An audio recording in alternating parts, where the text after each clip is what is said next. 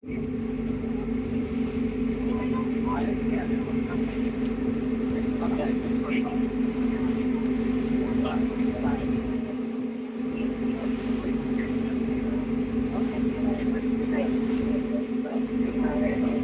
actually a very substantial gun emplacement, and it's all part of the first of our three Victorian forts. This is Eagles Old Battery. Now, the Victorians built Eagles Old Battery in such a way that as you approach from the sea, it's pretty much invisible, and you'll get a much better impression of that later in the trip. What they did was they put a few mighty big cannon up on top and not much else, and then set to digging out an enormous network of multi-layered tunnels and chambers all underground, deep inside the chalk headland. All the living accommodation, ammunition storage, even a little hospital thing. It's all deep underground.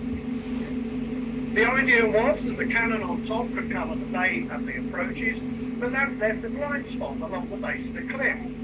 So they set to and dug a 200-foot shaft down from the surface and created the lower gun emplacement. What appears to be 500 windows, that's the lower gun emplacement. And the idea is, or the idea was, that that would cover the blind spot along the base of the cliff. The two little caves are naturally occurring, they're nothing to do with the fall, they just happen to be underneath it. They're just the result of millions of years of wave action grinding away at the base of the cliff.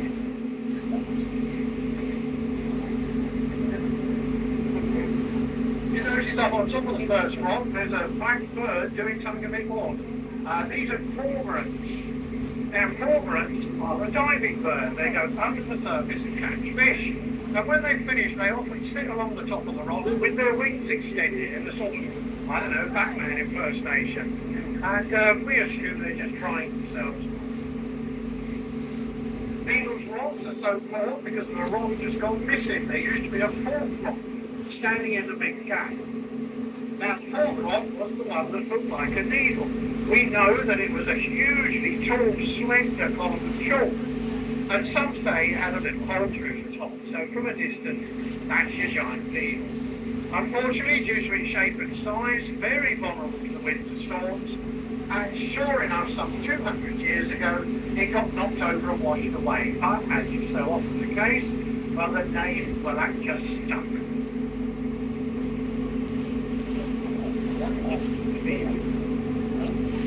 Coming up to the lighthouse now, we'll be stopping the boat and doing a gentle turn, so you'll all get a fine view wherever you are.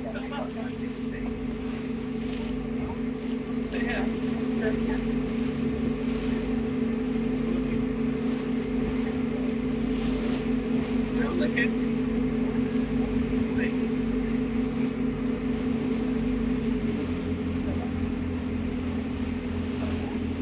So the Needles Lighthouse has been down here a very long time. 1858 it was built, and it's still fully functioning.